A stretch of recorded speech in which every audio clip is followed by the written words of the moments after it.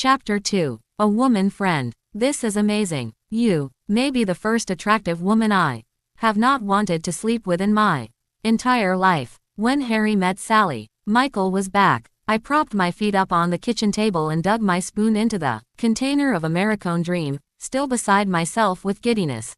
In my wildest dreams, I wouldn't have imagined the return of Michael Wyong. I didn't think I'd ever see him again. After he moved, I daydreamed for years about him coming back. I used to imagine I was out taking a walk on one of those gloriously cold autumn days that whispered of winter, the air smelling like snow. I'd be wearing my favorite out tee, which changed with each imagining, of course, because this fantasy started back in grade school, and when I'd turn the corner at the end of the block, there he'd be, walking toward me. I think there was even romantic running involved. I mean, why wouldn't there be? There were also no less than 100 broken-hearted entries in my childhood diaries about his exit from my life. I'd found them a few years ago, when we were cleaning out the garage, and the entries were surprisingly dark for a little kid, probably because his absence in my life was timed so closely with my mother's death. Eventually I'd accepted that neither of them were coming back. But now he'd returned, and it felt like getting a little piece of happiness back. I didn't have any classes with him, so fate couldn't intervene by throwing us together, which sucked so badly. I mean, what were the odds that we'd have zero occasions for forced interaction? Joss had a class with him, and clearly WS did as well. Why not me? How was I supposed to show him we were meant to go to prom and fall in love and live happily ever after when I didn't ever see him? I hummed along to Anna of the North in my headphones, the sexy hot tub song from To All the Boys I've Loved Before, and stared out the window at the rain. The one thing in my favor was that I was kind of a love expert. I didn't have a degree and I hadn't taken any classes, but I'd watched thousands of hours of romantic comedies in my life. And I hadn't just watched. I'd analyzed them with the observational acuity of a clinical psychologist. Not only that, but love was in my genes.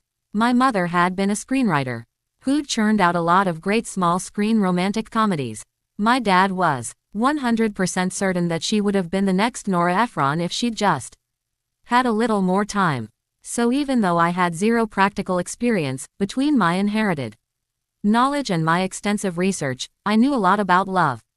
And everything I knew made me certain that in order for Michael and me to happen, I would need to be at Reno's party. Which wasn't going to be easy, because not only did I have no idea who Reno even was, but I had zero interest in attending a party LLED with the jocks, sweaty armpits and the populars, stinky beer breath. But I needed to get reacquainted with Michael before some awful blonde who shall remain nameless beat me to him, so I'd have to ND a way to make it work.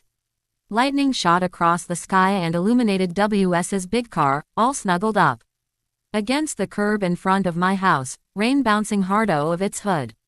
That assbag had been right behind me all the way home from school, and when I'd pulled forward to properly parallel park, he'd slid right into the spot. What kind of monster parked nose RST in a street spot?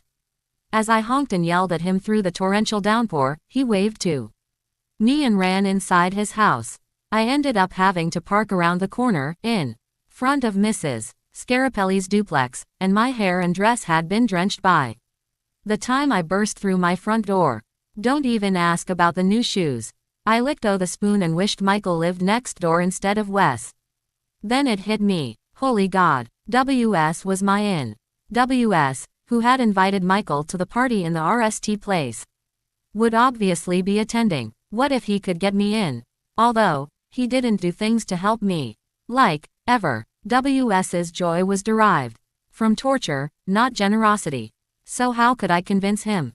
What could I give him? I needed to come up with something, some tangible thing, that would get him to help me out and keep his mouth shut at the same time. I dug out another spoonful of ice cream and put it in my mouth. Stared out the window. This was a no-brainer. Well, WS stood inside his house, behind the screen door, looking out at me in the rain with a smirk on his face. What do I owe this honor? Let me in. I need to talk. I don't know, are you going to hurt me if I let you in? Come on, I said through gritted teeth as the driving rain pelted my head. I'm getting drenched out here. I know, and I'm sorry, but I am seriously afraid you're going to junk. Punch me for stealing the spot if I let you come inside. He opened the door a crack, enough to show me how warm and dry he looked in jeans and a t-shirt. And said, "You're a little scary sometimes, Liz."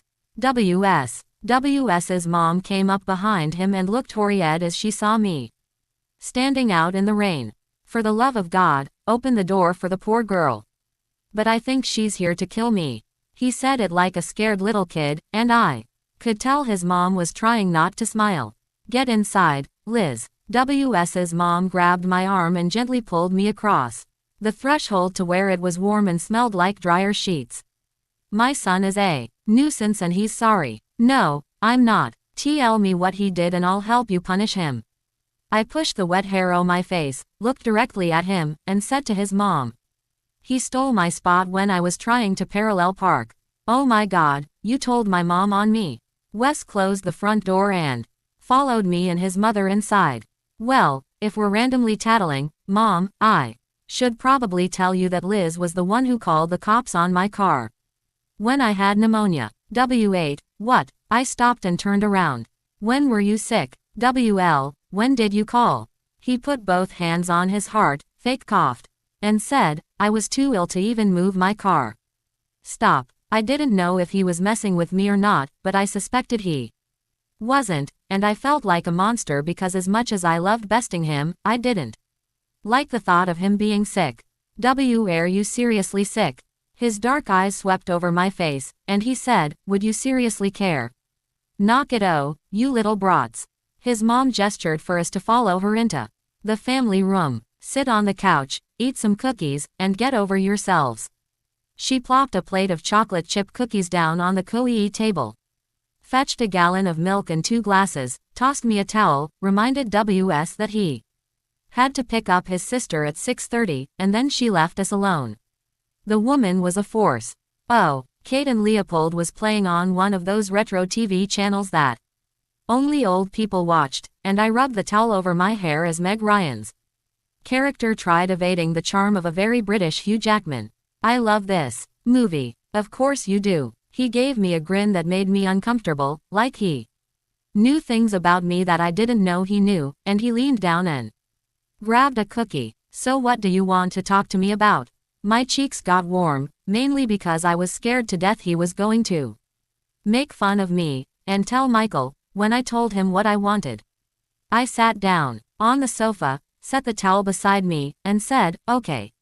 Here's the thing. I kind of need your help." He started smiling immediately. I held up a hand and said, "Nope. Listen, I know you're not one to help out of the goodness of your heart, so I've got a proposition for you." Ouch. Like I'm some kind of a mercenary or something. That hurts. "No, it doesn't," he conceded with a shrug. "No, it really doesn't." Okay. It took a lot of self-control not to roll my eyes at him. "But before I tell you what I want you to help with, I want to go over the terms of the deal." He crossed his arms, when had his chest gotten so wide, and tilted his head. "Go on." "Okay." I took a deep breath and tucked my hair behind my ears. "First of all, you have to swear to secrecy. If you tell anyone about our deal, it is void and you don't get payment. Second, if you agree to the deal, you have to actually help me. You can't just do a little and then blow me oh." I paused, and he looked at me through narrowed eyes. "Well, what's the payment?" "The payment will be uncontested, 24/7 access to the parking spot for the duration of our deal." Whoa. He walked over and plopped down in the chair across from me. "You will give me the parking spot." I so didn't want to, but I also knew how badly Wes wanted it. He and his dad were always tinkering with his old car, mostly because it never started, and their toolboxes looked wildly heavy whenever I got the spot and they had to haul them all the way down to the end of the street to get it going. "That's correct." His smile went big. "I'm in. I'm doing it. I'm your guy." You can't say that yet. You don't even know what the deal is." "Doesn't matter. I'll do whatever it takes." "What if I want you to run naked through the commons during lunch?" "Done." I grabbed the throw that was folded over the arm of the couch and wrapped it around my shoulders. "What if I want you to turn naked cartwheels through The Commons during lunch while singing the entire Hamilton soundtrack. You got it. I love my shot. Quote, seriously, that made me smile, even though I wasn't used to smiling at WS. But can you even do a cartwheel? Yup, prove it. You're so high maintenance. Wes stood, shoved the coe table out of the way with his foot, and did the most awful cartwheel I'd ever seen.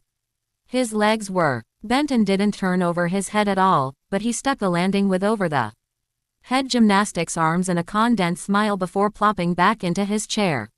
Now tell me. I coughed out the laugh I was trying to hold in and searched his face. I was looking for honesty, some kind of hint that I could trust him, but I got sidetracked by how dark his eyes were and the way he exed his jaw. I thought of the time in 7th grade when he'd given me $6 to get me to stop crying. Helena and my dad had just gotten married, and they'd decided to remodel the main level of the house. In preparation, Helena had cleaned out the closets and drawers and donated all of the old stew, including my mother's DVD collection. When I'd had an emotional meltdown and my dad had explained the situation to Helena, she'd felt awful. She'd apologized over and over again while I'd sobbed, but all I'd been able to focus on were her words to my dad. I just didn't think anyone watched those cheesy movies. I'd been a resourceful kid, still was resourceful, as proven by my being at WS's house at that very moment, and it had only taken one phone call to ND out where the movies had ended up. I'd snuck out, lying to my dad and saying I was going to Jocelyn's, and ridden my bike all the way to the thrift store. I had every penny of my babysitting money in my front pocket, but when I got there, it wasn't enough. We're going to sell this as a collection, kid, you can't buy them individually. I stared at that price tag, and no matter how many times I counted, I was $6 short. The jerk at the store was unyielding, and I cried all the way home, on my hot pink bike. It felt like I was losing my mom all over again. When I was almost home, I saw Wes bouncing a basketball in his driveway. He looked at me with his usual face, half smiling like he knew some secret about me, but then he stopped dribbling.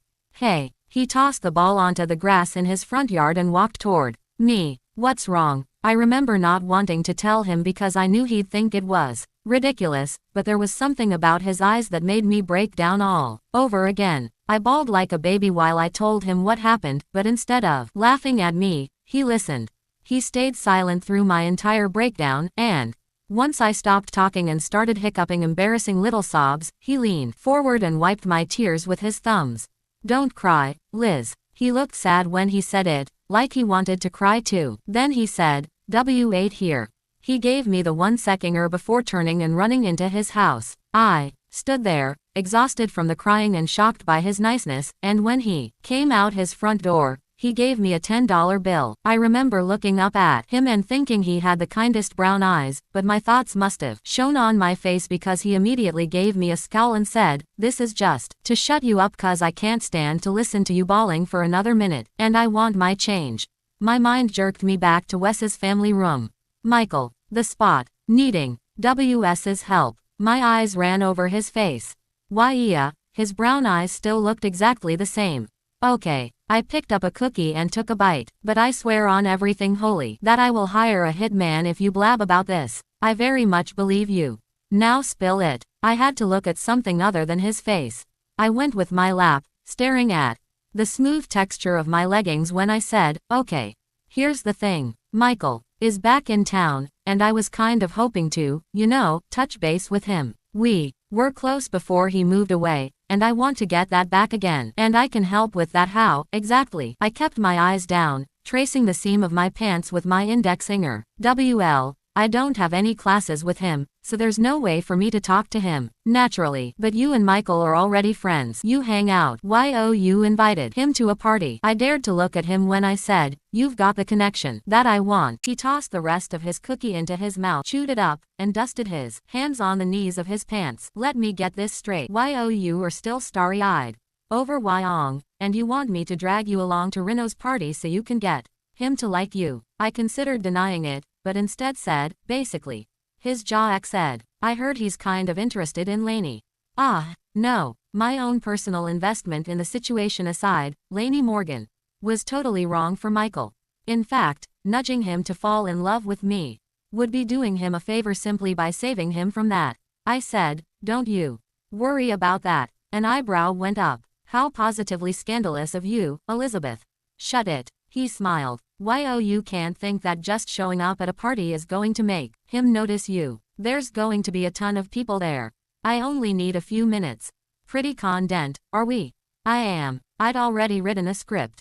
I have a plan, and it is. I tucked my legs underneath me. Like I'm telling you. Nah. He got up, moved to the couch, and plopped down beside me. Your plan sucks. I wrapped the throw more tightly around my shoulders. How could you possibly know that when you don't know my plan? Because I've known you since you were Liz. I'm sure your plan involves a contrived meeting, an entire notebook's worth of silly ideas, and someone riding into the sunset. He was close, but I said, why or way base. Bet. I sighed. So, all I needed was for the spot to be a stronger draw than WS's determination to antagonize me. WS crossed his arms and looked pleased with himself. So, oh my God, you're torturing me on purpose. Are you going to help me or not? He scratched his chin. I just don't know if the spot is worth it. Worth what? Allowing me to be in your presence for a few hours. I tucked a wet curl behind my ear. You'll barely even know I'm there. What if I'm trying to hit it with someone? The look on his face was so creepy. I smiled in spite of myself. Why our presence might mess with my mojo. Trust me, you won't even notice me. I'll be too busy making Michael fall wildly in love with me to even touch your mojo. Ew. Stop talking about touching my mojo, you perv. I rolled my eyes and turned toward him. Are you going to say yes, or what? He smirked and kicked his feet up onto the coe table. I do love watching you take the walk of shame from Mrs. Scarapelli's. It's kind of my new favorite hobby, so I guess I'll drag you along to the party. YS. I stopped myself from doing a street pump in victory. Settle your ass down. WS leaned forward, grabbed the remote, and turned up the volume on the TV before looking at me as if I smelled bad. W8. This movie. Why oh, you love this movie. I know it's a weird premise, but I swear to you that it's great. I've seen it. This movie is trash. Are you kidding me? It is not trash. It's about NDING someone so right for you that you'd be willing to drop everything and traverse centuries for them. She literally ditches her life and moves to 1876. I mean, that is a powerful love. I looked at the TV, and my brain started quoting along with the movie. Are you sure you've seen this movie? I'm positive. He shook his head and watched as Stuart begged the nurse to let him leave the hospital. This movie is formulaic, aspartame-infused, tropey garbage. Of course. Why would I expect Wes to surprise me? Of course W.S. Bennett is a rom-com snob. I would expect no less. I'm not a rom-com snob, whatever that even is, but a discerning viewer who expects more than a predictable plot with LL in the blank characters. Oh, please. I put my feet on the coe table. Exploding buildings and high-speed chases aren't predictable. Why are making the assumption that I like action movies. Why you don't? Oh, I do. He tossed the remote onto the table and grabbed his glass. But you shouldn't assume. But I was right. Whatever. He drank the last of his milk and set down his glass. Bottom line, chicks are laughingly unrealistic. Like, oh, these two are so de-errant. And hate each other so much, but, wait. Are they so de-errant after all? Quote, enemies to lovers. It's a classic trope. Oh, good God, you think it's awesome. He narrowed his eyes, leaned over, and patted me on the head. Why you poor, confused little love lover. Tell me you don't think this movie is remotely connected to reality in any way. I smacked his hand away from my head. Yeah, because I believe in time travel. Not that. He gestured toward the TV. Time travel is probably the most realistic part. I'm talking about rom-coms in general. Relationships never ever work like that. YS, they do. His eyebrows went up. They do. Correct me if I'm wrong, but it didn't seem like it worked that way with Jeremiah Green or Tiad Miranda. I was kind of taken aback by his awareness of my romantic history or lack thereof, but I supposed it was inevitable when we were in the same grade at the same school. WL, they can I pushed my still damp hair out of my face and wasn't surprised that WS thought the way he did. I'd never heard of him being serious with any girl, ever, so it was probably safe to assume he was your classic player type jock. It's out there, even if the jaded, cynical people like you are too, cynical to believe. You said, cynical, twice. Sigh. He smiled at my irritation. So you think that two enemies, in the real world, can magically get over their differences and fall madly in love? I do. And you think that plotting and planning and trickery is no big deal if it's done to spark some sort of true love? I chewed on my lip. As that what I was doing? Trickery. The thought put a little twist in my stomach, but I ignored it. That wasn't what was happening. Here, I said, you're making it sound ridiculous on purpose. Oh, no, it's just ridiculous. Or ridiculous. I realized I was gritting my teeth, and I relaxed my jaw. Who cared what WS thought about love, anyway? He got a little smirk going and said, have you thought about the fact that if your little love notions are valid, then Michael is actually not the guy for you? Nope, he was the guy for me. Had to be. Still, I asked, what do you mean? At this point, you and Michael aren't mad at each other, so it's doomed. Every rom-com has two people who can't stand each other in the beginning but eventually bang it out. Gross. Seriously, you've got mail. The ugly truth. When Harry met Sally. 10 things I hate about you, Sweet Home Alabama. First of all, Sweet Home Alabama is a second chance at love trope, asshat. Ooh, my bad. Second of all, you're a little impressive with your rom-com knowledge. Bennett, are you sure you aren't a closet watcher? He gave me a look. Positive. I really was a little impressed. I love the ugly truth. I won't tell anyone if you secretly fangirl over romance icks. Shut it. He chuckled and gave his head a slow shake. So what trope works for you and Michael, then? The followed him around like a puppy, but now he sees the puppy as a potential girlfriend even though he already has a potential girlfriend trope. You were an obnoxious love hater.